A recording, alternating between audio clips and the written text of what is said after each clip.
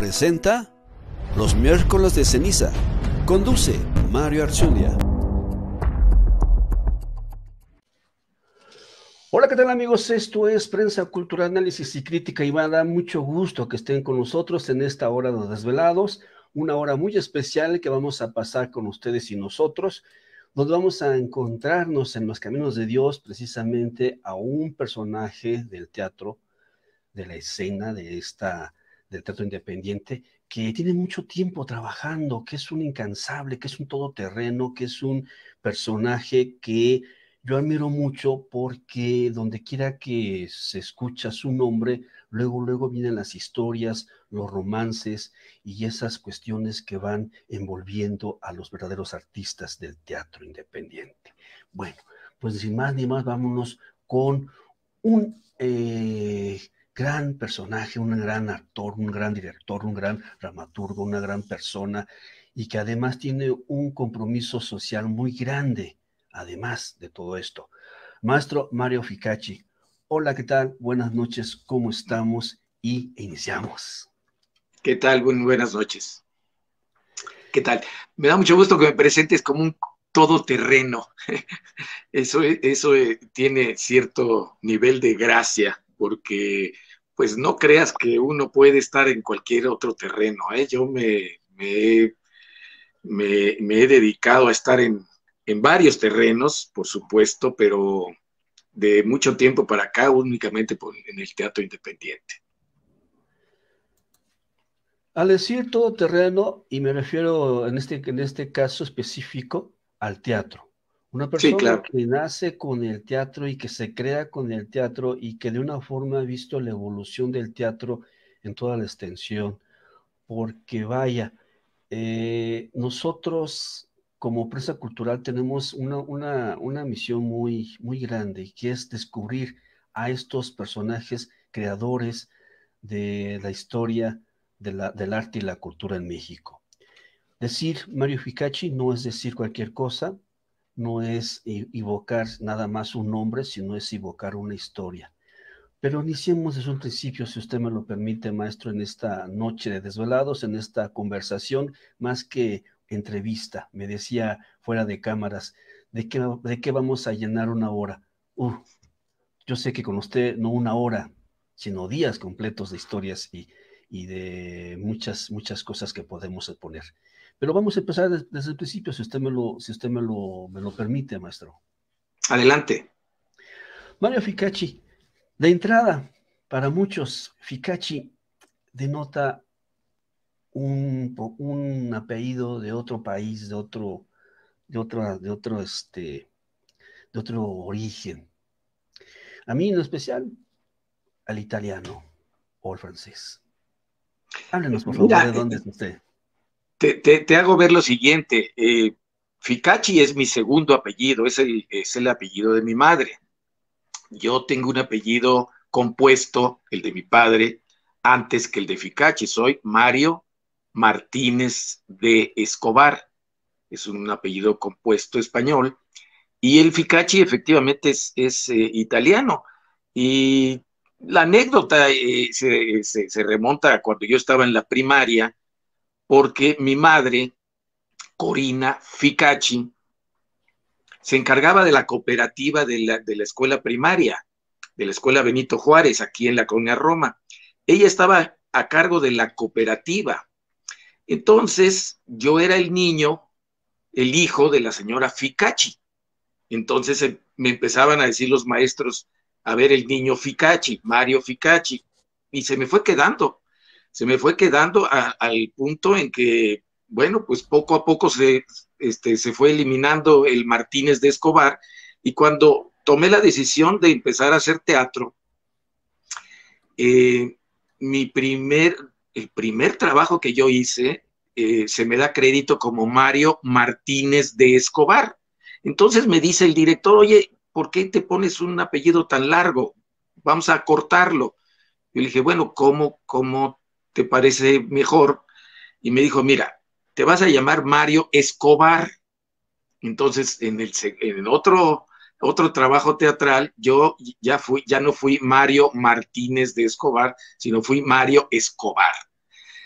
Pero pasa el tiempo y entonces algunos amigos van a verme al teatro y me dicen, oye, ¿no te dan crédito en el programa de mano? Y les digo, sí, cómo no, yo soy Mario Escobar. ¿Cómo que Mario Escobar? Tú eres Mario Ficacci. Entonces, el siguiente trabajo que yo hago, ya me pongo Mario Ficacci. Y había un director de teatro que me decía, estás haciendo mal, no te pongas ese apellido porque en el medio artístico mexicano no se contrata a gente que tenga apellido extranjero. Te estoy hablando de hace muchos años. Y entonces le dije, bueno, pues vamos a ver cómo me va, pero pues me voy a dejar el Mario Ficacci. Mi papá, no creas que se puso muy contento porque yo dejo un apellido de prosapia, porque yo soy descendiente de uno de los constituyentes del estado de Tabasco, de la Constitución de 1917, y fue un hombre sumamente importante para la historia mexicana, y entonces yo estoy rechazando mi apellido por ponerme el Ficacci. No lo rechazo, vamos a ser claros, yo no rechazo ni a nadie de mi familia que son Martínez de Escobar, y somos bastantes. Sin embargo, bueno, pues así fue la historia de cómo empiezo a hacer trabajos en el cine, en el teatro, en la televisión, y soy Mario Ficacci, como hasta ahora. Como hasta ahora lo conocemos. Amigos, les propongo una cosa a la gente que ya está conectándose, uniéndonos. Acá tenemos una cajita de comentarios, de saludos. Háganla suya. Hagamos este programa todos. Si tienen preguntas, dudas, saludos, lo que ustedes quieran, adelante. Canal lo hacemos de esta forma para que conozcamos y estemos un poquito más en contacto con nuestros artistas y nuestros hacedores del arte y la cultura. Así que anímense, vamos a aparecer aquí. Y bueno, continuando esta serie de cosas, maestro. Uno piensa que el destino, hay un destino manifiesto, hay una forma de pensar que para ahí vamos todos. En su caso, ¿en qué momento las artes escénicas lo jalan de tal modo que, como bien dice, me está hablando de algo ya muy pasado, lo de Mario Ficacci? ¿En qué momento se da?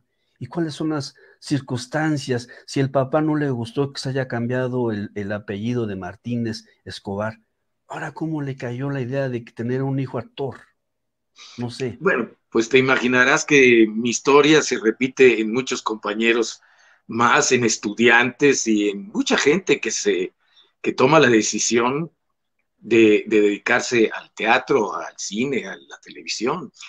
Yo soy contador público, yo terminé una carrera universitaria y paralelamente a mi examen profesional, yo ya tenía un poco de curiosidad por acercarme al teatro en forma profesional, es decir, bueno, a estudiar teatro, porque mi hermano mayor era de los que se iba al teatro con sus amigos. Yo no podía ir porque no me dejaban entrar todavía, y él llegaba a mi casa, a la casa de nuestros papás donde vivíamos, y llegaba con el programa de mano y a contarme qué había visto, a quiénes había visto en escena, y qué le había parecido la obra y demás, y yo me entusiasmaba solamente viendo el programa de mano.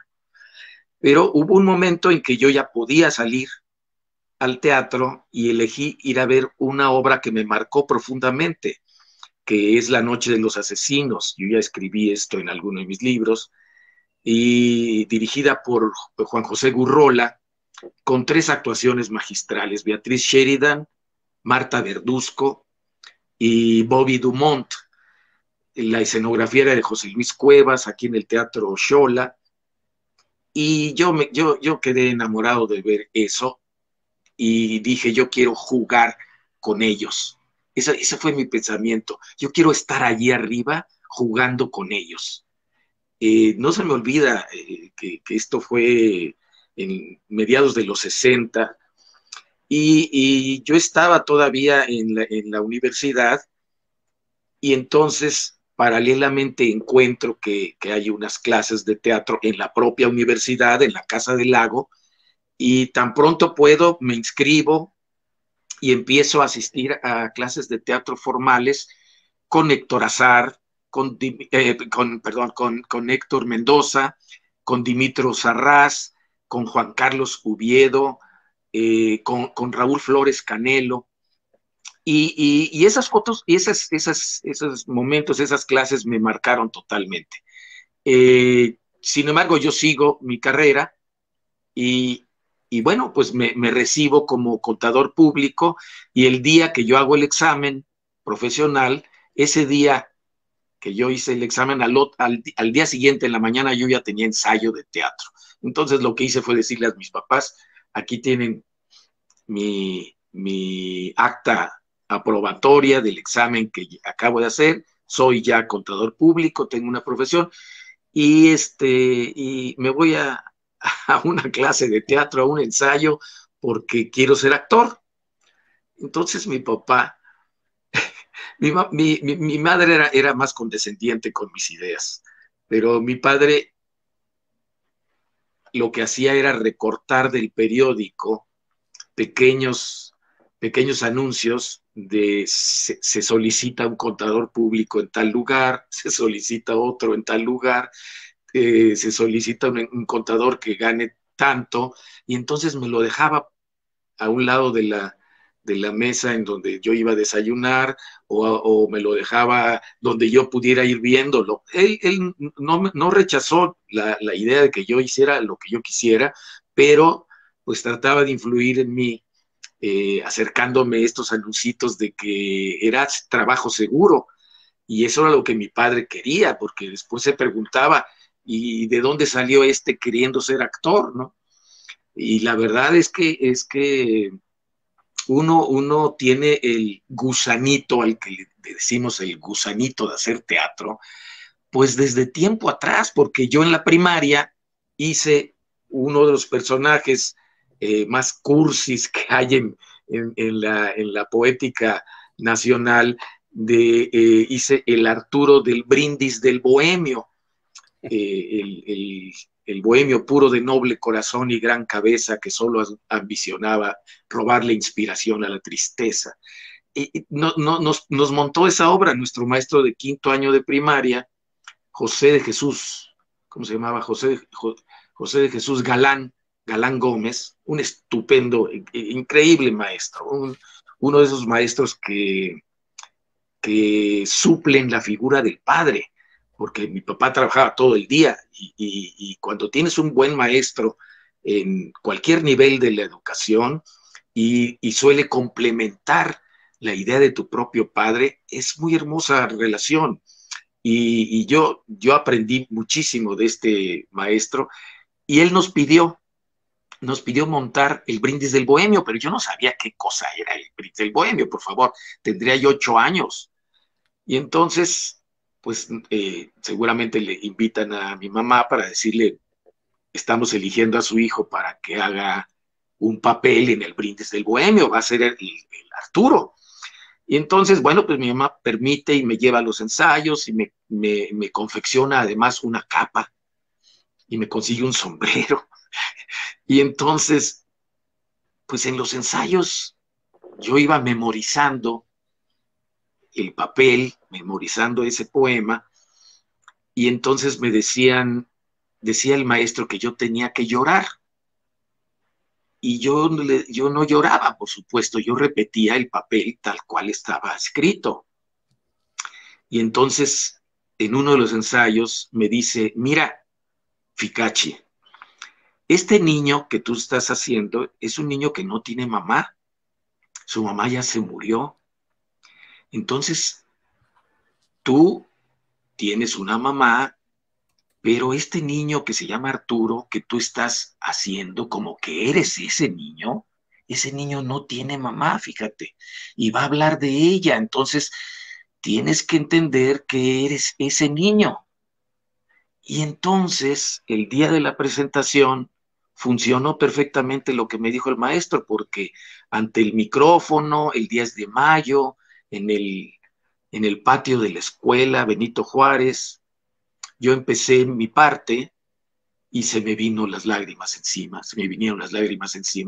y aquello fue el drama que no te puedes imaginar, el melodrama ahí de que el director de la escuela, los alumnos, los maestros, todo el mundo estaba llorando porque estaba yo representando, sintiendo al personaje, ¿no? Sin saber que eso era teatro y sin saber que era lo que yo tenía que hacer. Y eso nunca se me ha olvidado. Nunca se me ha olvidado que uno puede llegar a conmover a los espectadores, a esos pasivos entes que están ahí viéndote, seguros en sus butacas, ahí lejano o más cercano, según sea el tipo de teatro, los puedes llegar a conmover y se produce esto que se llama la catarsis. Y eso nunca se me ha olvidado. Y esa semillita de El Brindis del Bohemio formó parte y forma parte de mi historia. Ya tengo 48 años haciendo teatro regularmente en forma profesional desde 1972.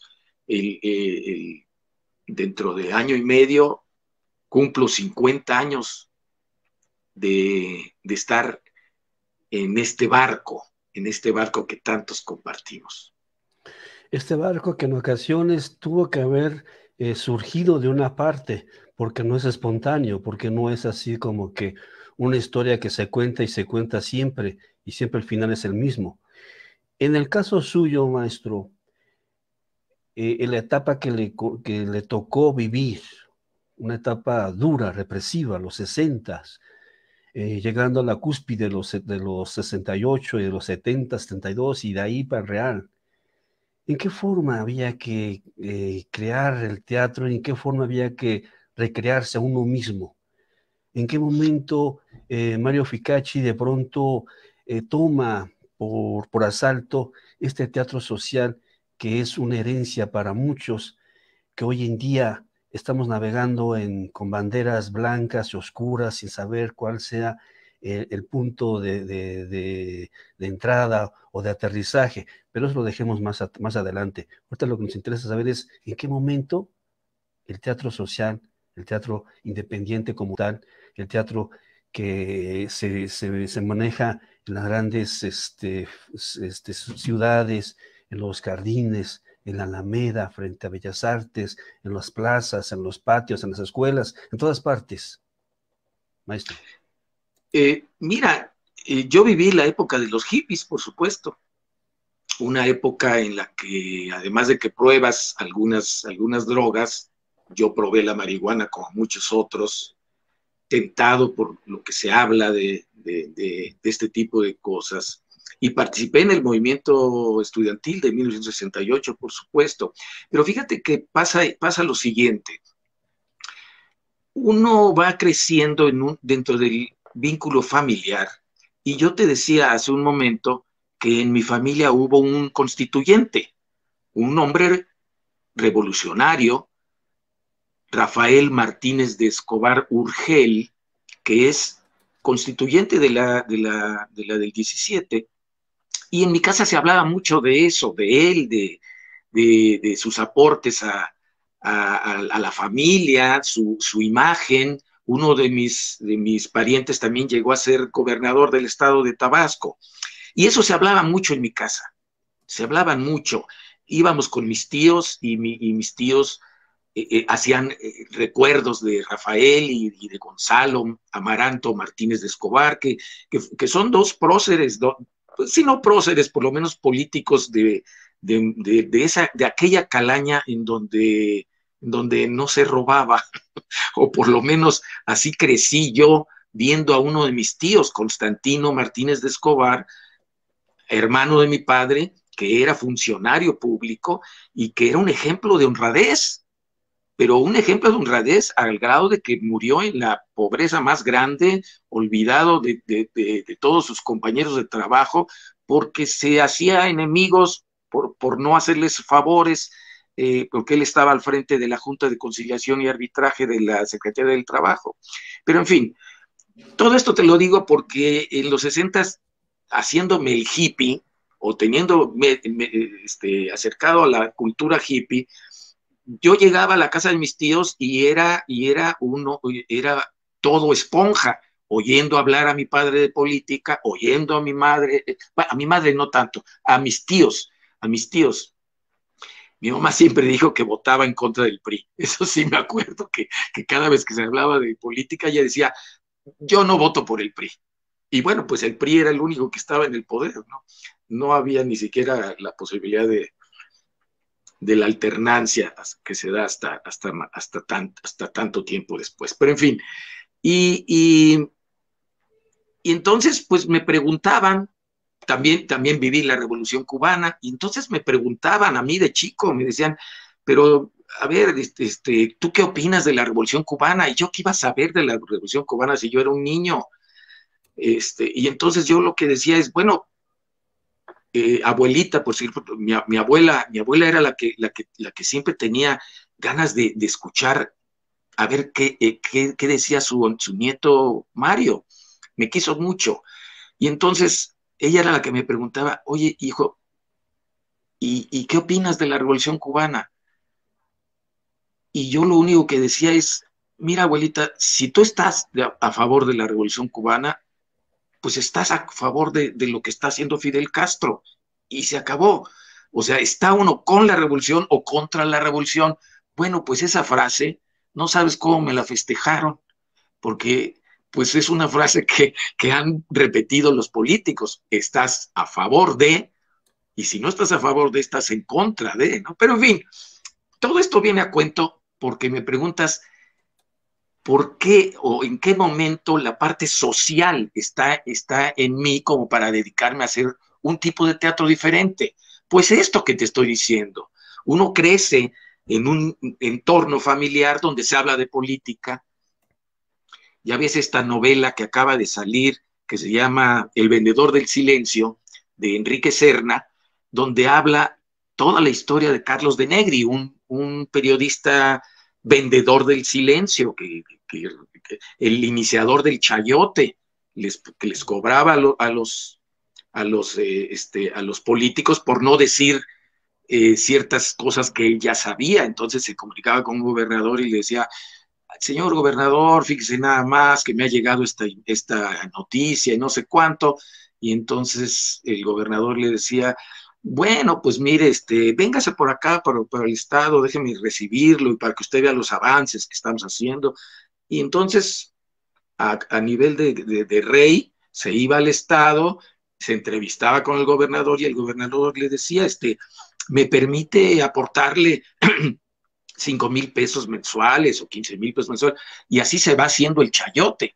Y esto se hablaba en mi casa, se hablaba con mis tíos y hablaban de Carlos de Negri. Entonces, ahora que yo leí la novela, decía, pero qué barbaridad, cómo es que esto ha crecido tanto y que llegó a niveles de corrupción tan amplios, ¿no? Pero en fin, todas estas cosas son las que se van juntando en un joven.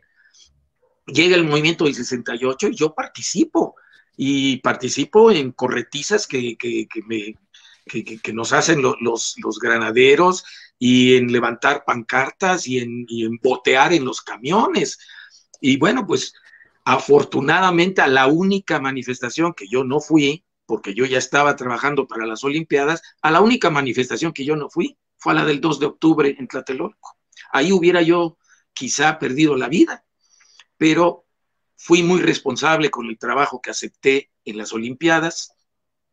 Era yo chofer, guía de turistas, traductor y técnico de prensa. Todo eso decía mi credencial para que me dejaran entrar a todas las instalaciones. Pero la verdad, yo era un chofer, si tendría yo 18 años. Era yo un chofer y por eso fue que yo no fui a aquella manifestación del 2 de octubre, pero antes estuve en asambleas y todo. Y cuando vuelve uno a la universidad, yo era el rojillo. Mis compañeros contadores públicos decían, oye, Rojillo, ¿y cómo te fue ahora con la matanza de Tlatelolco? A ver, ¿qué te parece? Y en fin, me decían el Rojillo dentro de mi salón de clases, lo cual pues no es que yo fuera un rojillo, yo estaba Yo estaba cumpliendo con la tarea de ser joven en ese momento, estar en el movimiento estudiantil, y los que se lateralizaron, los que no participaron, se perdieron de una experiencia vivencial única. Pero en fin, bueno, cuando yo empiezo a hacer teatro, cuando yo empiezo a acercarme a hacer teatro, uno de los maestros que más tiene influencia en mi vida es Juan Carlos Uviedo, un hombre que venía de la Unión Soviética de ganarse una medalla, la medalla Lenin, y llega a México, creo que invitado por Emilio Carballido a dar clases, junto con Carlos Jiménez del Rajatabla, y Uviedo forma un grupo que se llama Los Ergónicos, y entonces hacemos un trabajo que se llama Tu propiedad privada no es la mía, de Engels y de Marx, y nos enseña a partir de ese texto que es un collage de cuestiones políticas, nos enseña a comportarnos como actores con una dinámica interior muy, muy fuerte. O sea, no es, yo entré a las primeras clases de teatro con Dimitros Arras, que ya me hablaba de Stanislavski. Entré a las clases de Héctor Mendoza, que me hablaba de la introspección, de la vivencia. Y entré a clase con Juan Carlos Uviedo, que nos hacía explotar con ejercicios de una gran dinámica, de una educación del cuerpo, y eso para mí es determinante.